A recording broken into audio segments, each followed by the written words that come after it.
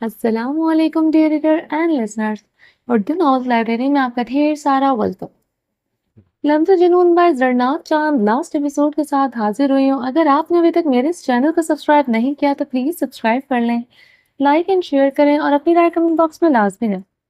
آج یہ last episode ہے، پھر اس کے بعد رمض عشق کے بیک ٹو بیک آپ لوگوں کو ایپیسوڈس مل جائیں گی۔ چلیں گے، آپ کا ٹائم ضائع نہیں کرتے، چلتے ہیں ناول کی طرف۔ اس لڑکی کو تو میں چھوڑوں گی نہیں، زرش نے اچانک بنا کسی کو سمجھنے کا موقع دیے بغیر ٹیبل پر پڑا واز اٹھا کر عالیہ کے سر پر دے مارا، اور وہ وہی خون تیزی سے عالیہ کا چہرہ بھگونے لگا۔ شہریار بھاگ کر عالیہ کو تھام گیا جو گر رہی تھی۔ اسے سمجھ ہی نہیں آیا کہ کیا ہوا ہے، جبکہ زرش اس کو مار کر باہر کی طرف جا چکی تھی۔ شیر، عالیہ نے بند ہوتی آنکھوں سے اسے پکارا تو وہ جلدی سے اسے اٹھا کر باہر بھاگا۔ آدم کو جیسے ہی خبر ملی وہ شہریار کے پاس آ گیا تھا۔ شہریار کے گارڈز نے عالیہ کو زخمی اٹھاتے بھاگتے دیکھ کر آدم کو کال کی تھی۔ شہریار سر ہاتھوں میں گرائے بینچ پر بیٹھا تھا اور آ کر اس کے پاس بیٹھ گیا۔ پریشان مت ہو، بھابھی ٹھیک ہو جائیں گی۔ آدم نے اس کے کندھے پر ہاتھ رکھا۔ شہریار نے نظریں اٹھا کر اسے دیکھا تو آدم دنگ رہ گیا۔ وہ لمبا چوڑا مرد رو رہا تھا، اس کے ہاتھوں میں بھی خون لگا تھا۔ آدم نے بے ساختہ اسے گلے لگا لیا۔ کسی کا سہارا پاتے ہی وہ بے آواز رو دیا، لیکن آدم کو اس کے آنسو اپنے کندھے پر محسوس ہو رہے تھے۔ حوصلہ رکھ، سب ٹھیک ہو جائے گا، آدم نے دھیرے سے کہا۔ میں نہ ایک اچھا بھائی بن پایا، نہ شوہر، نہ ہی دوست۔ میں اپنی بہن کو صحیح غلط کی پہچان نہیں سکھا سکا، میں اپنی بیوی کی حفاظت نہیں کر سکا، میں اپنے ہی دوست کو مشکل میں ڈالنے کا سبب بنا۔ اس وقت وہ بری طرح رو رہا تھا۔ شیری، تم ایسا کیوں سوچ رہی ہو؟ یار، ان سب میں تمہارا کوئی قصور نہیں۔ آدم نے اسے سیدھا کیا۔ ابھی کہاں ہے وہ؟ آدم نے سنجیدگی سے زرش کا پوچھا۔ گھر پر ہوگی۔ شہریار نے شرٹ کی آستین سے اپنا چہرہ صاف کیا۔ نہیں، وہ وہاں نہیں ہے، تمہارے گارڈز نے سے پوچھا ہے میں نے، آدم نے بتایا تو وہ اٹھ کھڑا ہو۔ نہیں، وہ کہاں جا سکتی ہے؟ پتہ نہیں کس حال میں ہوگی۔ جس طرح اس کی کنڈیشن ہے وہ اپنے ساتھ کچھ غلط نہ کر دے۔ آدم، تم اسے ڈھونڈو پلیز، شہریار پریشانی سے بولا۔ آدم نے تعصب سے اسے دیکھا جو اتنا کچھ برداشت کرنے کے بعد بھی اپنی بہن کے بارے میں سوچ رہا تھا۔ ٹھیک ہے، پریشان مت ہو، میں ڈھونڈتا ہوں اسے، لیکن کسی بھی چیز کی ضرورت ہو تو تم مجھے لازمی کال کرنا، اور میں سالار کو بھیجتا ہوں تمہارے پاس۔ پریشان مت ہو، سب ٹھیک ہو جائے گا، وہ شہریار کو گلے لگا کر بولتا وہاں سے نکلا تھا۔ پوری رات وہ اس کی ٹیم زرش کو ہر جگہ ڈھونڈ چکی تھی، لیکن کہیں نہیں ملی۔ ریلوے اسٹیشن، بس اسٹاپ، آس پاس کے گھر، ہر جگہ جہاں اس کے ہونے کے امکان تھے، کہیں نہیں ملی۔ وہ اپنے لوگوں کو اسے ڈھونڈنے کے عمل جاری رکھنے کا بولتا صبح کے ٹائم واپس شہریار کے پاس آیا تھا۔ سالار بھی اسی کے ساتھ ہی بیٹھا تھا۔ عالیہ کو ہوش آ چکا تھا، لیکن اس کے ماتھے پر گہری چوٹ آئی تھی جس پر ٹانکے لگے تھے۔ شہریار کو جیسے ہی زرش کی گمشدگی کا پتہ چلا تو وہ مزید پریشان ہو گیا۔ اس نے اپنے طور پر بھی تلاش کیا، لیکن اسے نہیں ملنا تھا، نہ ملی۔ وہ خالی ہاتھ واپس لوٹ آیا۔ عالیہ کو بھی 3 دن بعد ڈسچارج کیا گیا تھا۔ اس نے شہریار سے کوئی شکایت نہیں کی۔ وہ اپنے شوہر کے چہرے پر اداسی سے پریشان تھی۔ ان لوگوں نے آدم سائے کی طرح شہریار کے ساتھ رہا اور ساتھ ساتھ زرش کی تلاش بھی جاری رکھی، مگر وہ انہیں کہیں نہیں ملی۔ نہ جانے زمین کھا گئی تھی یا آسمان نگل گیا تھا۔ آئی ایم سوری، میں تمہاری حفاظت نہیں کر سکا، شہریار عالیہ کا ہاتھ تھامے ندامت سے بولا۔ پلیز ایسا مت بولیں، جو ہوا اسے بھول جائے، اس میں آپ کا کوئی قصور نہیں، میرے لیے یہی بہت ہے کہ آپ میرے ساتھ ہیں۔ عالیہ اپنا سر اس کے سینے سے لگا کر آنکھیں موند گئی۔ شہریار نے پٹی کے اوپر سے اس کے ماتھے پر بوسہ دیا۔ عرش نے عہد کے خلاف سارے ثبوت جمع کر کے اسے پولیس کے حوالے کر دیا تھا، اور تائی امی کو کچھ پیسے پکڑا کر سمرا کی شادی بھی خود کروائی تھی۔ وہ بھی پیسوں کے لالچ میں عرش کی ہر بات مانتی گئی۔ اس بات سے انجان کے عرش اور راحت کو پولیس کے حوالے کر چکا ہے۔ ان کو لگا کہ ہمیشہ کی طرح وہ کہیں چلا گیا ہوگا، کچھ دنوں میں لوٹ آئے گا۔ سالار کمرے میں آیا، وہ کمرے میں نہیں تھی۔ وہ سب سے پہلے جا کر فریش ہوا اور بے چینی سے اس کا انتظار کرنے لگا۔ وہ 2 دن سے وہ گھر نہیں آ پایا تھا، اور اب اس کی بیوی اس کی شدید یاد آ رہی۔ وہ ابھی کمرے سے باہر جانے ہی لگا تھا کہ کمرے میں داخل ہوتے ہی جزا سے زور سے ٹکرائے۔ جزا نے اس چٹان نما وجود کو گھور کر دیکھا۔ سالار اس کی گھوڑی پر کی پرواہ کیے بغیر اسے کمر سے پکڑ کر اندر لا اور دروازہ بند کر کے اس کے ساتھ لگایا، اور وہ بنا اس کو کچھ سوچنے کا موقع دیے اس کی سانسوں کو قید کر لیا۔ جزا نے اس اچانک ابتدار پر کندھے سے اس کی شرٹ شدت سے بھیج گئی۔ سالار اس کے ہونٹ کو آزادی بخشتے بازوؤں میں اٹھا گیا۔ جزا کا اس کے ارادے جان کر حلق خشک ہوا۔ وہ تو اسے کھانے کے لیے بلانے آئی تھی، مگر وہ تو کسی اور ہی موڈ میں تھا۔ سالار پلیز، اس نے گھبرا کر پکارا، مگر وہ اسے بیڈ پر لٹا کر لائٹ آف کرتا نائٹ کلب چلا گیا۔ وہ نیم اندھیرے میں بھی کسی اڑتے رنگوں کو بخوبی دیکھ سکتا تھا۔ تمہاری یہ شرم و حیا مجھے مزید تمہارا اسیر کر رہی ہیں۔ وہ اس کے چہرے پر اپنے لبوں کا لمس چھوڑتا دھیرے سے سرگوشی کرنے لگا۔ سالار نہیں کرے، نیچے سب ہمارا انتظار کر رہے ہیں، کوئی آ جائے گا۔ وہ روحاسی ہو کر بولی۔ سالار کا پاس آنا ہی اس کی جان نکال دیتا تھا۔ کہاں وہ اس کی قربت کا خواہاں تھا۔ وہ اتنے قریب تھا کہ جزا کے لیے کھل کر سانس لینا محال ہو گیا تھا۔ اوپر سے اس کی نظریں اس کی ہتھیلی کو پسینے سے نم کر گیا۔ سب کو پتا ہے ہم میاں بیوی ہیں، اس وقت مصروف ہیں، کوئی نہیں آئے گا بلانے۔ سالار زو معنی لہجے میں بولتا اس کی گردن سے دوپٹہ نکال کر زمین پر پھینک گیا۔ سالار کی نظر اس کی بیوٹی بون پر پڑی اور پھر نظریں بھٹک کر تھوڑی نیچے گئی۔ جزا نے گھبرا کر گھٹنوں کو فولڈ کر کے خود کو چھپانے کی کوشش کی، مگر سالار تو کچھ اور ہی ارادہ کیے بیٹھا تھا۔ ایک جھٹکے سے اسے کھینچ کر بیڈ پر لٹایا اور اس کی گردن پر چھپ گیا۔ جا بجا اپنے لبوں کی سے اس کی جان ہلکان کرنے لگا۔ جزا کی جان تو تب نکلی جب وہ گردن کا سفر طے کرتا مزید حدود پار کر گیا۔ جزا نے سختی سے اس کی گردن پر ناخن گاڑے تھے۔ جزا کو لگا وہ مر جائے گی۔ وہ اس کے حال پر رحم کرتا دوبارہ ہونٹوں پر چھپ کر اس کی سانسیں الجھا گیا۔ اس کی عمل میں بہت شدت تھی، مگر ابھی اس کا ہٹنے کا کوئی ارادہ نہ تھا۔ وہ اپنی دیوانگی اس کے ہونٹوں پر نکال کر اس سے تھوڑا دور ہوا۔ جزا گہرے گہرے سانس لے کر اپنی رکی ہوئی سانس بحال کرنے لگی، مگر اس کے سانسوں کے زیرو بم سے اس کے وجود میں ہوتی ہلچل نے سالار کو مزید خود کیا۔ وہ بے خودی میں جھک کر اس کے دل کے مقام پر لب رکھ گیا۔ جزا نے سختی سے اس کے بال دبوچے تھے، اس کے ہاتھ بری طرح کانپ رہے تھے۔ سالار اس کے ہاتھوں کو اپنے بالوں سے آزاد کر کے بیڈ سے لگائے تھے اور آہستہ آہستہ اپنے لبوں سے اس کے وجود کے ہر نقش کو چھونے لگا۔ سالار، نہیں، میں مر جاؤں گی۔ اس کے لب سے گھبرا کر وہ رو پڑی تھی۔ میری جان، میں تمہیں مرنے نہیں دوں گا، یقین رکھو مجھ پر۔ جب تک تمہارے وجود میں خود کو مہکا نہ دو مجھے سکون نہیں ملے گا۔ وہ آہستہ آہستہ اس کے کان میں سرگوشی کرنے لگا۔ اس کی خمار آلود سرگوشی جزا کی جان کا آزاد بنی ہوئی تھی۔ آج تو وہ کوئی اور ہی سالار لگ رہا تھا۔ وہ تھوڑا اس سے دور ہو کر اپنی شرٹ اتار کر دور پھینکی۔ اس کے بعد وہ جزا کے ہر پردے کا دشمن بنتا۔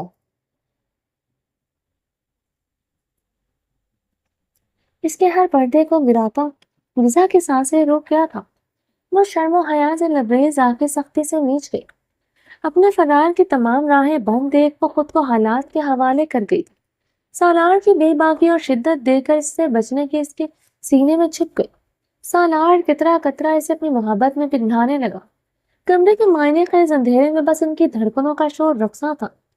وہ اپنی قربت اور سرگوشی سے اسے معتبر کرتا اپنے دیے ہر غم کا ازالہ کر گیا۔ اسے گئے 3 دن ہو گئے تھے، مگر وہ لوٹ کر نہیں آیا تھا۔ اس نے اپنے دل کے ہاتھوں مجبور ہو کر اسے بہت بار فون کیا، مگر ہر بار اسے مایوسی ہی ملی۔ تنگ آ کر وہ کمرے سے باہر نکل آئی۔ دل بہت بے چین ہو رہا تھا۔ منت کو بھی فروا بیگم نے اپنے ساتھ سلا لیا تھا۔ اس نے سوچا باہر جا کر گارڈن میں چہل قدمی کرے، مگر پھر گارڈز کی موجودگی کا سوچتی قدم اوپر جاتی سیڑھیوں کی طرف موڑ گئی۔ نیند آنکھوں میں کوسوں دور تھی۔ اوپر آ کر ٹھنڈی ہوا کے جھونکوں نے اس کا استقبال کیا۔ وہ قدم بڑھاتی ریلنگ کی طرف بڑھ گئی۔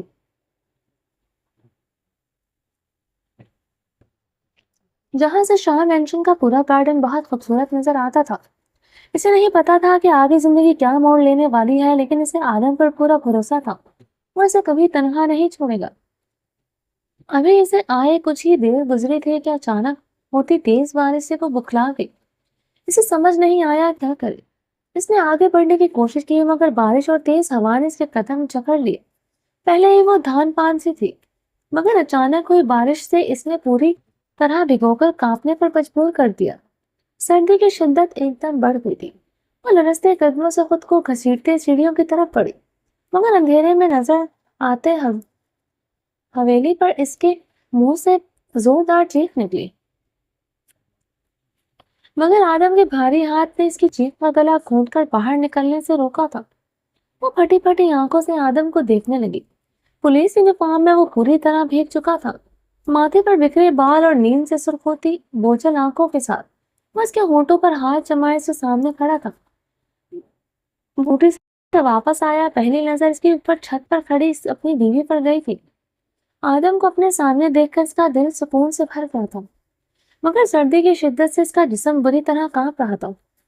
آدم نے اس کے ہونٹوں سے ہاتھ ہٹا کر اس کے لرزتے وجود کو بازوں میں اٹھایا اور نیچے بڑھ گیا۔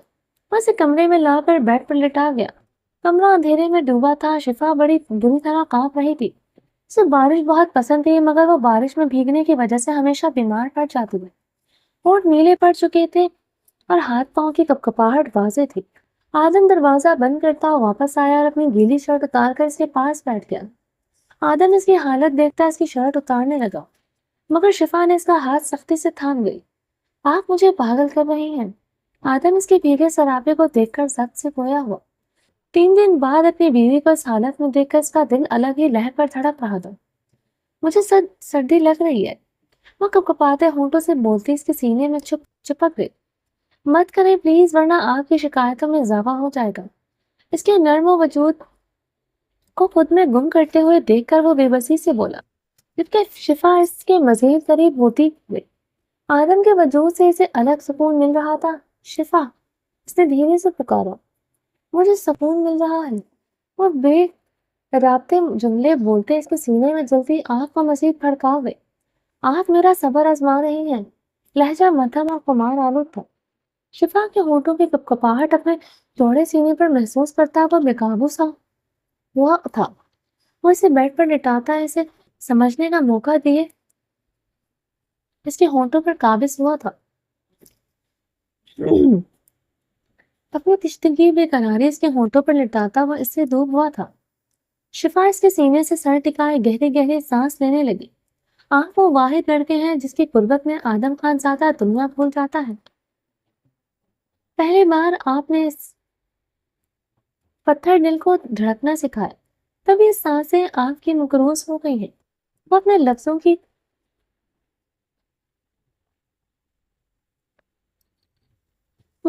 سے اس کی سماعتوں میں رس بولتا اسے شرمانے پر مجبور کر دیا۔ اس کے لفظوں سے شفا کے دل میں چھائی ادا سے کہیں گم ہوتی چلی گئی تھی۔ مجھے چینج، وہ کانپتے لہجے میں کہنے لگی مگر آدم جھکتا اس کے لفظوں کو اپنے ہونٹوں میں قطرہ قطرہ پینے لگا۔ آدم اس کی کمر کی طرف بڑھا تھا، اس کی فراک کے زپ کو شرٹ سے جدا کر گیا۔ شفا نے گھبرا کر اس کے وجود میں پناہ چاہی مگر آدم اسے خود سے دور کرتا ایک جھٹکے سے اس کی قمیض اس کے وجود سے جدا کر گیا۔ شفا سے دوہری ہوتی کروٹ بدل گئی مگر آدم اسے سیدھا کرتا اس کے وجود پر قابض ہوا۔ شفا کا دل دھڑکنا بھول گیا تھا۔ آدم کے ہونٹوں کا لمس اپنی کمر اور پیٹھ پر محسوس کر اسے اپنا جسم جھلستا ہوا محسوس ہوا۔ اس کے بیٹس کی چبھن اور ہونٹوں کے لمس سے شفا شرم سے دوہری ہوتی اپنی سانسیں روک گئی تھی۔ آدم کے لمس پر الفاظ اس کی زبان سے نکلنے سے انکاری ہوئے تھے مگر وہ ہاتھوں سے اسے دور کرنے کی کوشش میں ہلکان ہوتی گہرے گہرے سانس لینے لگی۔ آدم نے مزید اسے خود میں نیچا اور اسے کی شہرت پر اپنے لب رکھ گیا۔ اس کے ہونٹوں نے آج بے باکی کی قسم کھا لی تھی جو اس کے وجود پر کسی پیاسے کی طرح گردش کر رہے تھے۔ آدم، اس نے بڑھتی گستاخیوں پر شفا نے تڑپ کر اس کو پکارا مگر وہ انسوا کرتا اس پر پوری طرح قابض ہوتا اس کے دھڑکنوں میں تلاطم برپا کر گیا تھا۔ شفا کا بس نہیں چلا وہ کہیں غائب ہو جائے۔ آدم کی اس قدر بے باکی اس کی برداشت سے باہر تھی۔ آدم خان زیادہ تو آج ہر خط بلائے آخری پردہ بھی ہٹاتا پوری طرح خود کو اس میں گم کرتا اس کے ہوش ٹھکانے لگا گیا۔ صبح فجر کی اذان پر شفا کی آنکھ کھلی تھی. گزری رات کا ایک ایک پل یاد کرتے اس کے چہرہ سے کندھاری ہو گیا تھا. آدم اپنے عمل سے ہی نہیں بلکہ اپنے لفظوں سے پوری طرح اسے اپنے سحر میں جکڑ چکا تھا. وہ آدم کے بحرا سینے سے نظریں چرائے خود پر کمبل لپیٹنے لگی، مگر آدم نے کھینچ کر اسے خود میں کھینچا تھا. خوف سے اس کی چیخ نکلتے نکلتے رکی تھی. سو چل. آدم بند آنکھوں سے اسے سرگوشی کرتا اسے خود سے لگا گیا. نماز اس نے دھیرے سے کہا، ساتھ پڑھیں گے، ابھی سو جائے. وہ اس کی کمر کو سہلاتا اس کی ریڑھ کی ہڈی میں سرسراہٹ پیدا کر گیا. مجھے نہانا ہے. وہ اس کے سینے پر منہ چھپائے دھیرے سے منگنائے. آدم جھٹکے سے آنکھیں کھولتا گھڑی پر نظر ڈال گیا. جہاں 5:30 ہو رہے تھے اسے 5 بجے میٹنگ کے لیے پہنچنا تھا، مگر وہ شفا میں اتنا گم ہوا کہ اسے ٹائم کا خیال نہیں تھا. آپ مجھے کسی کا کام کا نہیں چھوڑیں گی. وہ اس کے گال پر شدت سے لب رکھتا مصنوعی خفگی سے بولا اور وارڈروب سے اپنا دوسرا یونیفارم لیتا واش روم بھاگا تھا. اس کے جانے کے بعد شفا منہ کھولے ہونکوں کی طرح واش روم کی طرح دروازے کی سمت دیکھنے لگی، جہاں وہ اس پر سارا الزام ڈال کر چلا گیا.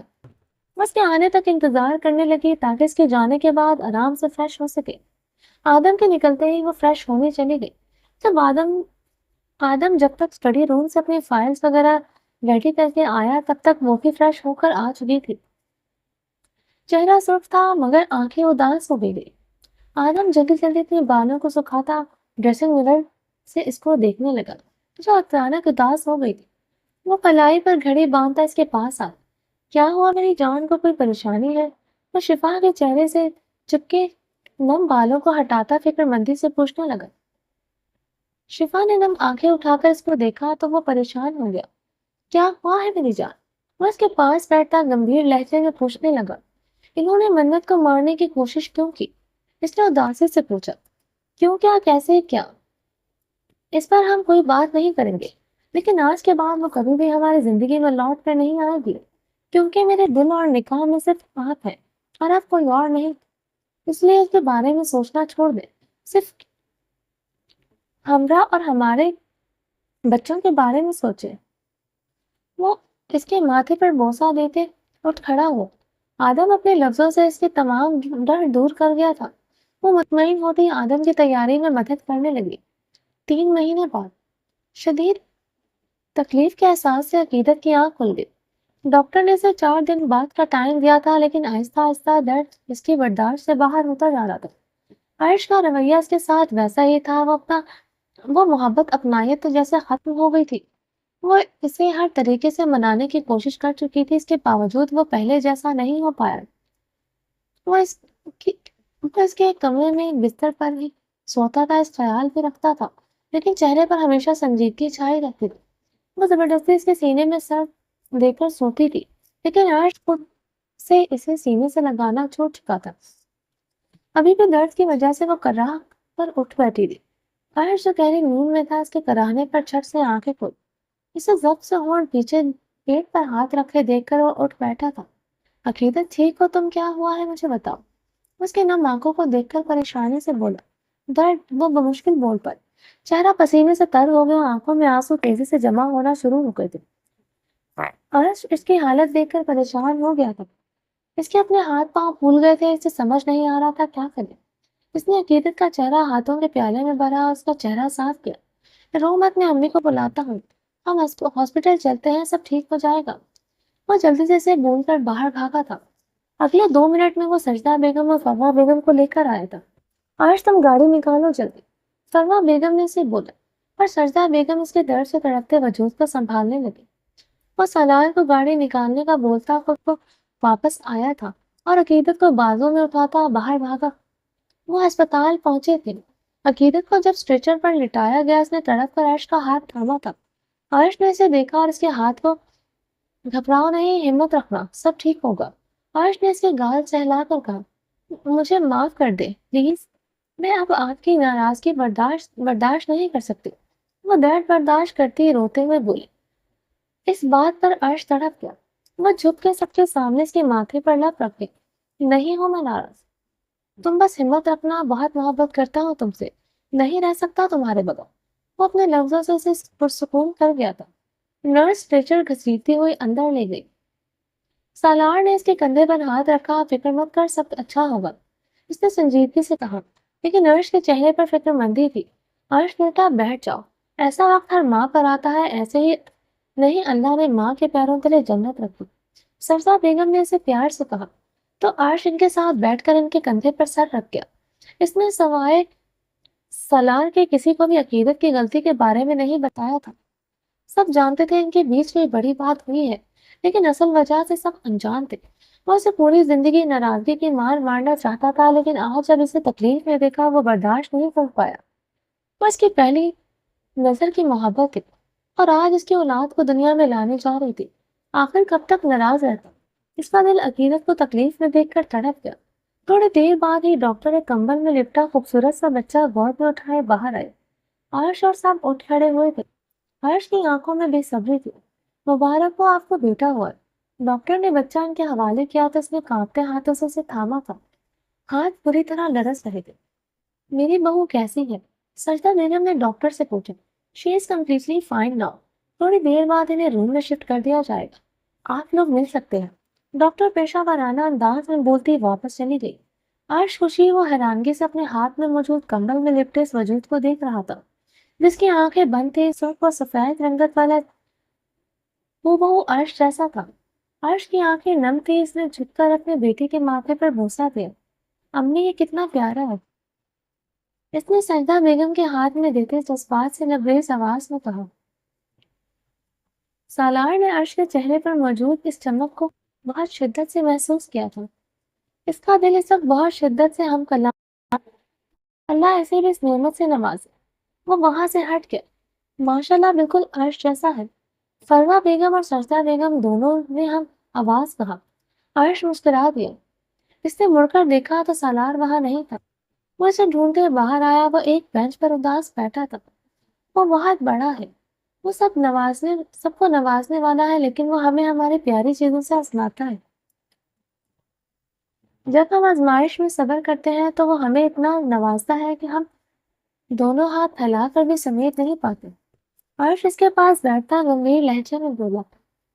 وہ سالار کے رگ رگ سے واقف تھا, جیسے اس کی اداسی سمجھ نہیں پاتا. سالار نے مڑ کر اس کی طرف دیکھا اور مسکرا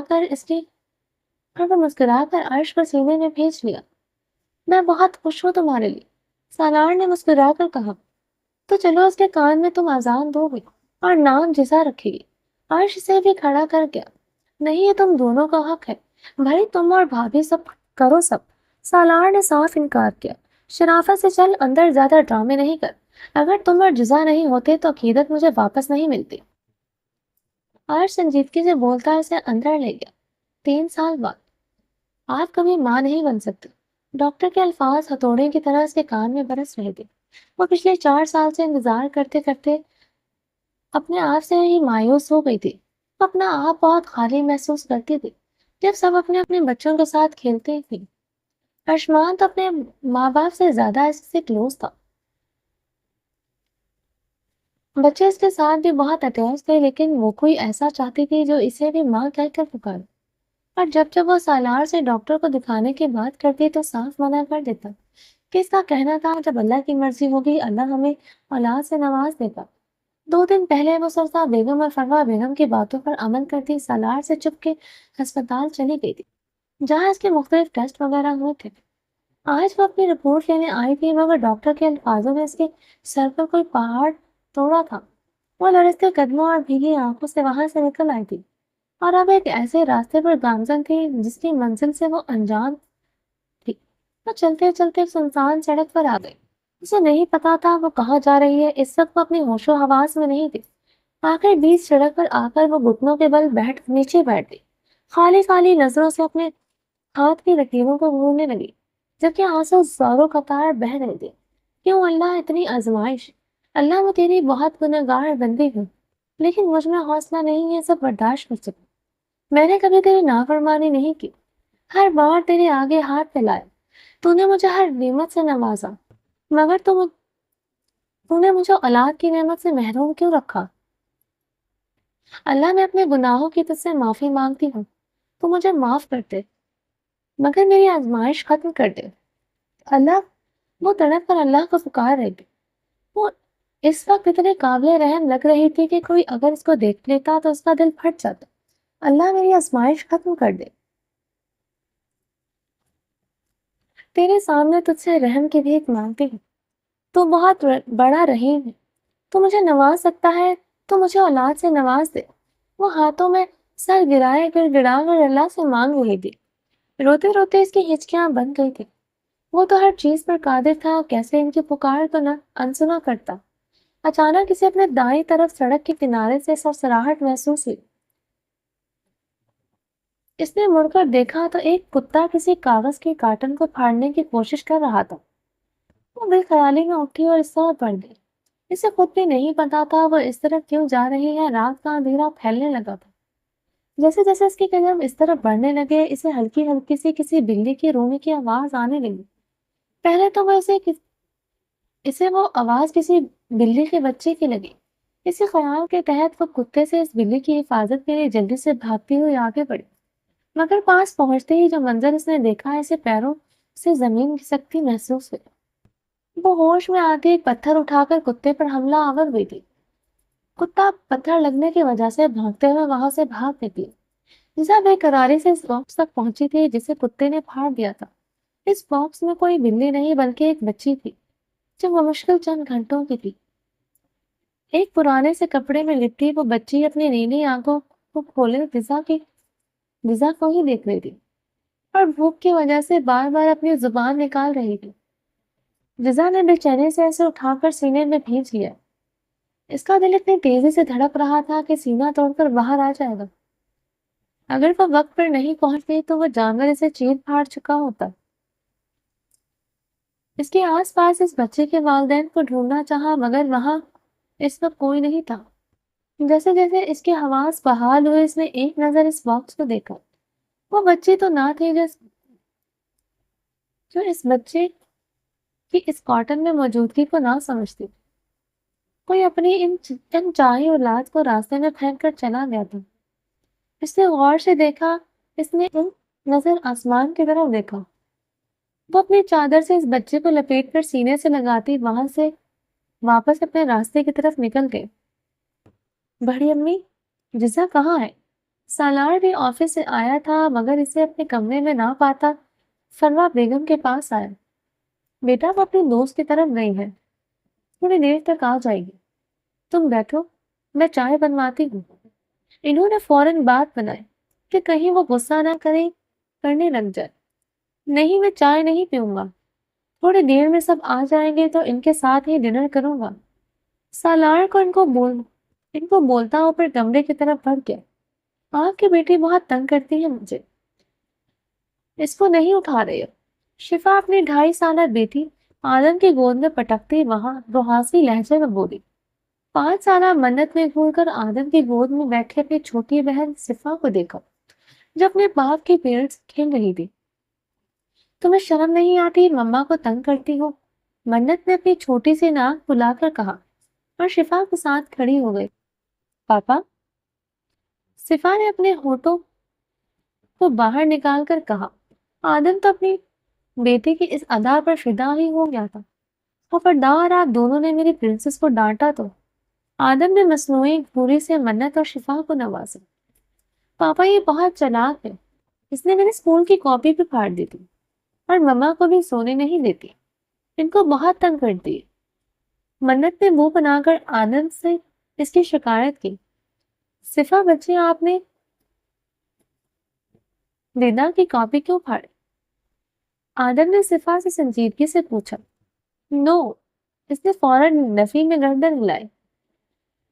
اس کے جھوٹ پر شفا اور منت نے حیرانگی سے ایک دوسرے کو دیکھا تھا.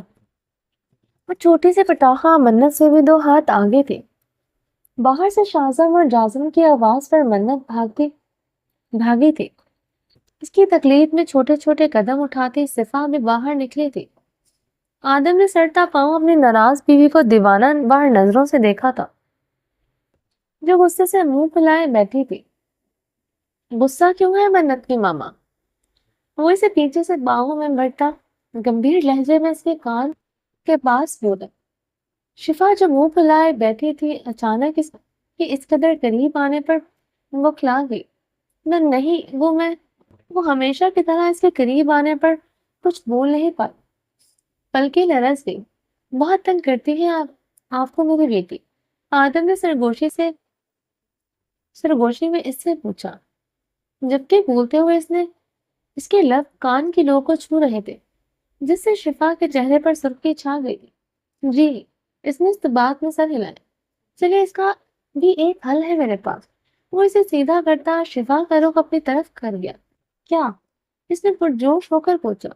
میں سوچ رہا ہوں اس کو بیزی کرنے کے لیے ہمیں ایک عدد اس کا بھائی کا انتظام کر دینا چاہیے، تاکہ وہ آپ کو تنگ کرنے کے بجائے اپنے بھائی کو تنگ کرے اور ہم دونوں ایک دوسرے کو تنگ کرنے کا موقع دیں۔ وہ جس قدر سنجیدگی سے بولا تھا، شفا کا چہرہ اس حد تک سرخ ہو گیا تھا۔ اس سے پہلے کہ وہ بھاگتی، آدم نے اسے کھینچ کر بیڈ پر لٹایا اور اس کے بالوں کو مٹھی میں دبوچ کر اس کے لبوں کو قید کر گیا۔ شفا گھبرا کر اس کے کالر کو تھام گئی۔ آدم ہمیشہ کہ اچانک ہی اس کے ہونٹوں کو قید کر کے اس کی سانسوں کو خود سے الجھا گیا۔ اچانک دروازہ کھلنے پر وہ جھٹکے سے دور ہوا تھا۔ شفا بیچاری خود کو ٹھیک سے سنبھال بھی نہیں پائی۔ وہ بیڈ پر لیٹی رہ گئی۔ دروازے پر صفا روتے ہوئے کھڑی تھی۔ کیا ہوا میرے بچے کو؟ آدم ایک نظر اپنی بیوی کے بکھرے سراپے پر ڈالتا صفا کے پاس آیا۔ اس کو لیے باہر نکل گیا۔ اس کے نکلتے ہی شفا نے دروازے کو کھول کر دیکھا۔ آدم وقت کے ساتھ ساتھ مزید بے باک ہو گیا تھا۔ عمر کا اثر تو اس پر ہوا ہی نہیں تھا۔ 35 سال کی عمر میں بھی اس کی شخصیت میں مزید پرکشش آئی تھی، جبکہ شفا کا دل زور سے شفا کا اول روز کی طرح وہی معصوم شفا ہی تھی۔ وہ چھوٹی چھوٹی باتوں پر شرما جایا کرتی تھی، مگر آدم کی محبت میں اس کے چہرے پر مزید نکھار آ گیا تھا۔ وہ سرخ چہرے کے ساتھ اپنی حالت سدھارتی باہر نکل آئی، جہاں آج فرح بیگم نے سب کی دعوت کی تھی۔ فری اور احد اپنے دونوں بچوں 8 سالہ احد اور 1 سالہ حادثہ کے ساتھ آئے تھے۔ آیت اور بلاج کو اللہ نے 2 جڑواں بیٹوں سے نوازا تھا، شازم اور جازم۔ جازم ماں کی طرح ہی معصوم اور سب کا خیال رکھنے والا تھا، جبکہ شازم اتنا ہی سنجیدہ اور مار دھاڑ کرنے والا تھا۔ بنا ہاتھ کے تو وہ بات کرنا گوارا نہیں کرتا تھا۔ شازم کی اس عادت سے آیت بے انتہا تنگ تھی۔ شہریار اور لالیہ کا بھی ایک بیٹا تھا جو ابھی 2 سال کا تھا، ازلان۔ زرش نے جانے کے بعد بھی وہ زرش کو ہر جگہ تلاش کرتا رہا، لیکن وہ نہیں ملی۔ آخر میں وہ سب اللہ کے سپرد کرتا اپنی فیملی کو خوشیوں میں مصروف ہو گیا، لیکن اب بھی اسے اپنی بہن کی شدت سے یاد آتی تھی۔ وہ بس اس کے لیے دعا ہی کرتا تھا کہ وہ جہاں بھی ہو خوش ہو اور سکون میں ہو۔ عقیدت اور عرش کا ایک ہی بیٹا تھا، 3 سالہ ارشمان، جس کا نام جزا نے اپنی پسند سے رکھا تھا، اور وہ جزا کا سب سے لاڈلا بھتیجا تھا۔ اس کی عادتیں آدم کی طرح تھیں، سمجھدار اور سب کا خیال رکھنے والا۔ فرجاد اور ہانیہ کی ایک بیٹی تھی، دعا، لیکن اپنی فیملی کے ساتھ دبئی جانے کی وجہ سے وہ آج کی دعوت میں شامل نہیں ہو سکے تھے۔ سب مرد حضرات گارڈن میں ایک طرف رکھے صوفے پر بیٹھے ہوئے تھے، لیکن عریب اور منت سارے بچوں کو گارڈن کے دوسرے سائڈ میں بٹھا کر پڑھانے میں مصروف تھے، اور عورتیں کھانے کے انتظامات کرنے میں مصروف تھیں۔ سالار بار بار بے چینی سے جزا کا نمبر ڈائل کر رہا تھا اور دروازے پر بھی نظریں ڈال دیتا۔ فروا بیگم اور سردا بیگم بھی پریشان ہو گئی تھی، کیونکہ رات کے 8 بج رہے تھے، جبکہ وہ 6 بجے تک واپس آنے کا بول کر ہسپتال گئی۔ جزا کہاں گئی ہے؟ ابھی تک آئی نہیں۔ وہ سب بزنس کی باتیں کر رہے تھے، لیکن سالار کے چہرے پر فکر مندی دیکھ کر آدم نے اسے مخاطب کر کے پوچھا۔ بڑی امی بتا رہی تھی کسی دوست کی طرف گئی ہے، آتی ہی ہوگی۔ سالار سنجیدگی سے جواب دے کر سیدھا ہو کر بیٹھ گیا۔ یار، تم دونوں اپنے بیٹوں کو سنبھالو، میری ہی بیٹیوں کے پیچھے ہی کیوں پڑے رہتے ہیں؟ آدم نے بچوں کی طرف دیکھ کر احد اور بلاج کو مخاطب کیا۔ عریب اور منت غصے سے ایک دوسرے کو گھور رہے تھے۔ وہیں شازم صفا کی چوٹی پکڑے کھڑا تھا، اور اشمان شازم سے صفا کو بچانے کی کوشش کر رہا تھا۔ اپنی ماموں پر گیا ہے، میں کیا کروں؟ دونوں نے ایک زبان ہو کر سالار کی طرف دیکھ کر کندھے اچکائے تھے، جیسے کہہ رہے ہو جو کہنا ہے اسے کہو۔ ویسے عام لوگوں ہاں اپنی حرکتوں کے بارے میں کیا خیال ہے؟ سالار کے بدلے عرش نے ان دونوں کا جواب دیا، جبکہ سالار نے صرف ان کو گھورنے پر ہی اکتفا کیا۔ اس سے پہلے کہ وہ اٹھ کر بچوں کی طرف جاتا، دروازے سے اندر آتے ہی جزا پر نظر پڑتے ہی اس کے قدم تھمے تھے۔ وہی حال وہاں موجود تھا، تمام مردوں کا بھی تھا۔ وہ سارے مرد کھڑے ہوئے تھے، بچے کی طرح اٹھائے اس چادر کو دیکھ سب حیران ہوئے تھے۔ سب سے پہلے آدم حیرانگی سے اس کی طرف بڑھا۔ بچے یہ کیا ہے؟ اس نے جزا کے ہاتھ سے وہ چادر لینی چاہیے، مگر وہ وہاں موجود بچے کو دیکھ کر اس کی آنکھیں پھٹی کی پھٹی رہ گئی۔ بھائی یہ میری بیٹی ہے، جزا نے مسکراتے ہوئے کہا۔ اس کے چہرے اور آنکھوں کی چمک دیکھ کر سالار بھی اس کے پاس آیا تھا۔ اس کی گود میں موجود بچے کو دیکھ کر بھی وہ تھم گیا۔ جزا کی پرجوش آواز پر ساری خواتین باہر نکل آئی تھی، مگر اس کے ہاتھ میں بچے کو دیکھ کر وہ بھی حیران پریشان ہو گئی تھی۔ کس کا بچہ ہے یہ سالار؟ سالار نے سنجیدگی سے پوچھا۔ جزا کی آنکھوں میں چمک دیکھ کر اسے مزید تکلیف ہوئی۔ یہ میری بیٹی ہے، دیکھیں اسے بالکل میری طرح ہے۔ آپ کو پتا ہے میں ڈاکٹر کے پاس گئی تھی، لیکن اس نے کہا ابھی کبھی ماں نہیں بن سکتی، لیکن اللہ نے میری سن لی اور مجھے میری بیٹی دے دی۔ وہ روتے ہوئے بولتی، وہاں موجود ہر انسان کی آنکھیں نم کر دی، لیکن اس کی آنکھیں مسکرا رہی تھی۔ سالار اس کی بات پر تڑپ گیا اور اس کے پاس آیا۔ آدم اس کی طرف سے چہرہ موڑ کر کھڑا ہو گیا تھا۔ وہ اپنی بہن کی یہ بے بسی مزید نہیں دیکھ پائے۔ جیسا یہاں دیکھو، تم سے ڈاکٹر نے جو بھی کہا سب بھول جاؤ، ہم سب ہیں نا تمہارے ساتھ، کیوں فکر کرتی ہو؟ سالار ضبط سے اس کا چہرہ تھامے بے بسی سے بولا تھا، میں بھول چکی ہوں سالار، جو ڈاکٹر نے کہا مجھے اس بات کا اب کوئی غم نہیں ہے۔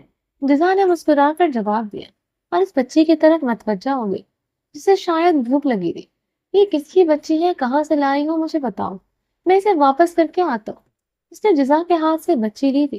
یہ میری بچی ہے، یقین کیوں نہیں کر رہے؟ اللہ نے میرے صبر کا انعام دیا ہے مجھے۔ جزا ان سب کی آنکھوں میں بھی یقینی سے دیکھ غصے سے چیخ رہی تھی، بھائی آپ میرا یقین کریں۔ وہ آدم کے پاس آ کر اس کا بازو تھام گئی، میری جان مجھے تم پر یقین ہے، لیکن تم بتاؤ تو اس کو تم کہاں سے لائی ہو؟ دیکھو ان کے ماں باپ پریشان ہو رہے ہوں گے۔ آدم اسے سینے سے لگائے محبت سے بولا۔ شہریار، عرش اور بالات سب کے چہرے پر جزا کے لیے پریشانی تھی۔ بھائی میرا یقین کریں، میں اسے کہیں سے چرا کر نہیں لائی، یہ تو مجھے راستے میں ملی ہے۔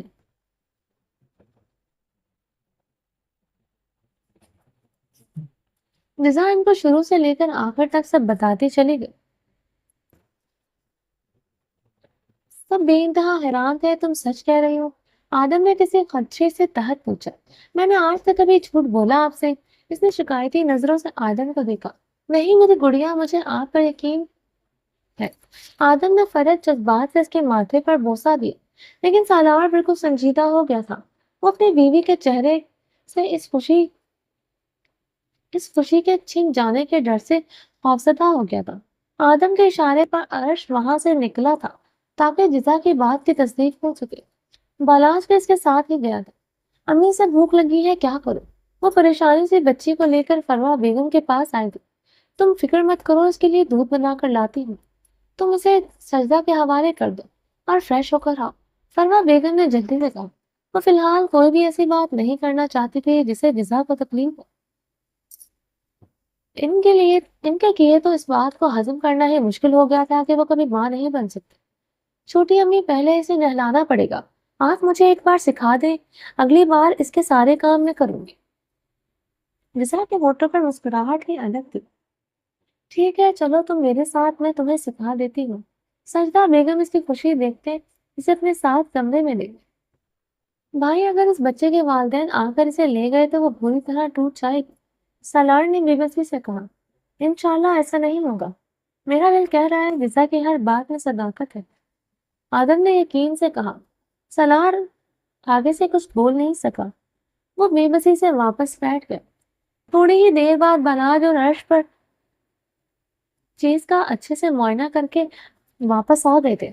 بھائی جزا بالکل سچ کہہ رہی ہے، کیونکہ جب وہ ہسپتال سے نکلی وہ بالکل خالی تھی، اور جس جگہ اس نے بتایا وہاں واقعی ایک خالی کارٹن پڑا ہوا تھا، اس کو شاید کسی جانور نے پھاڑا تھا، اور اس کارٹن کو دیکھ کر صاف پتہ چل رہا تھا کہ اس میں کوئی بچہ سویا ہوا تھا، کیونکہ وہ گندا ہو گیا تھا۔ اور دوسری بات، جہاں سے جزا کو یہ بچی ملی ہے، اس روڈ کی دوسری طرف لگی CCTV کیمرے میں صاف دیکھا جا سکتا ہے کہ ایک چادر میں لپٹی عورت اس باکس کو اٹھا کر اس کی طرف گئی، جس کا مطلب صاف ہے کہ جس نے بھی اس بچی کو وہاں پھینکا، اس نے جان بوجھ کر پھینکا۔ اس کا مطلب یہی اس بچی کا اب کوئی وارث نہیں۔ بالاج کی بات پر آدم نے سالار کی طرف دیکھا تھا، جبکہ سب حیران تھے کیسے کوئی ماں باپ اپنی ہی اولاد کو اس طرح بے آسرا پھینک دیتے ہیں۔ بھائی، اگر اس بچی کا کوئی نہیں تو میں اس کو اپنی بیٹی بنانا چاہتا ہوں، سالار نے سنجیدگی سے کہا، جبکہ آنکھیں اس کی بھی روشن ہو گئی تھی۔ اس کے فیصلے پر نہ صرف متفق تھے بلکہ خوش بھی تھے۔ انشاءاللہ تمہارا یہ فیصلہ بہترین ثابت ہوگا۔ شہریار کی بات پر سب نے ایک زبان ہو کر آمین کہا تھا۔ یہ کتنی پیاری ہے نا آپی، وہ بچوں کی طرح خوش ہوتی بولی۔ فری نے محبت سے غذا کو دیکھا جو اس بچی کو پا کر بے انتہا خوش تھی۔ شفا، عقیدت، آیت، عالیہ سب کے چہرے پر مسکراہٹ دیکھتی بہت خوش تھی۔ ہاں پیاری ہے، بالکل تمہاری طرح۔ آج سے یہ صرف تمہاری ہے، اب سے اس کا خیال تم نے رکھنا ہے۔ فری نے اس بچی کو کپڑے پہنا کر جزا کے حوالے کیا۔ اس نے کسی متاع جان کی طرح اس بچی کو اپنے بازو میں بھر لیا تھا۔ اس کی ہیزل گرین آنکھوں نے سب کو اپنی طرف متوجہ کر لیا تھا۔ یہ دودھ پلائیں اسے، بھوک لگی ہے۔ شفا نے دودھ کی بوتل رضا کے حوالے کرتے کہا تو اس نے مسکرا کر تھام لیا۔ پیٹ میں خوراک جاتے ہی وہ بچی مسکرا کر آنکھیں موند گئی۔ پھر سب اسے لے کر باہر آ گئے تھے۔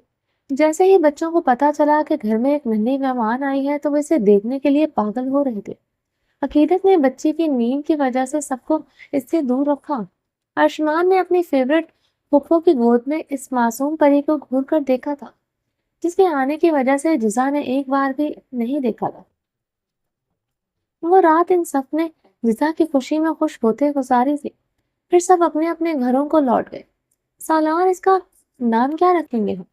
جزا اس بچی کو بیڈ پر لٹائے اس کے چھوٹے چھوٹے ہاتھ سے کھیلتے ہوئے پوچھا۔ سالار اپنی گھڑی اور موبائل سائڈ ٹیبل پر رکھتا اس کے کندھے پر بازو پھیلا کر اس کے ساتھ بیٹھ گیا۔ جزا نے مسکرا کر اسے دیکھا۔ تم کیا نام رکھنا چاہتی ہو؟ سالار نے محبت سے اس کے چہرے پر نظریں جمائے گمبھیر لہجے میں پوچھا۔ میں چاہتی ہوں ہماری بیٹی کا نام آپ رکھیں۔ جزا مسکرا کر بول۔ مسکراہٹ اس کے چہرے سے غائب ہونے کا نام نہیں لے رہی تھی۔ سالار نے اس بچی کے چہرے کی طرف دیکھا۔ فاطمہ۔ ایک دم سالار کی آنکھوں کے سامنے فاطمہ کا مسکراتا چہرہ لہرایا تو اس کے منہ سے بے ساختہ نکلا، اور گھبرا کر جزا کی طرف دیکھا کہ کہیں وہ برا نہ مان جائے، مگر اس کے چہرے پر مسکراہٹ دیکھتا وہ پرسکون ہوا تھا۔ تم جو بولو گی وہی نام رکھیں گے، سالار سنبھل کر بولا۔ آج سے اس کا نام فاطمہ ہوگا، ہماری فاطمہ۔ جزا طمانینت بھرے لہجے میں بولتی سالار کے سینے پر سر ٹکا گئی۔ سالار نے بھی اس کے گرد بازو باندھ دیے۔ 4 سال بعد آپ کے بیٹے نے فاطمہ کو تھپڑ مارا ہے، میں آپ کو بتا رہی ہوں، یہ مجھ سے پٹ جائے گا، پھر مجھے مت بولیے گا۔ عقیدت غصے سے ارشمان کا بازو پکڑے کھینچتے ہوئے عرش کے پاس لائی تھی۔ موم، وہ بہت گندی ہے، اس لیے تھپڑ مارا میں نے۔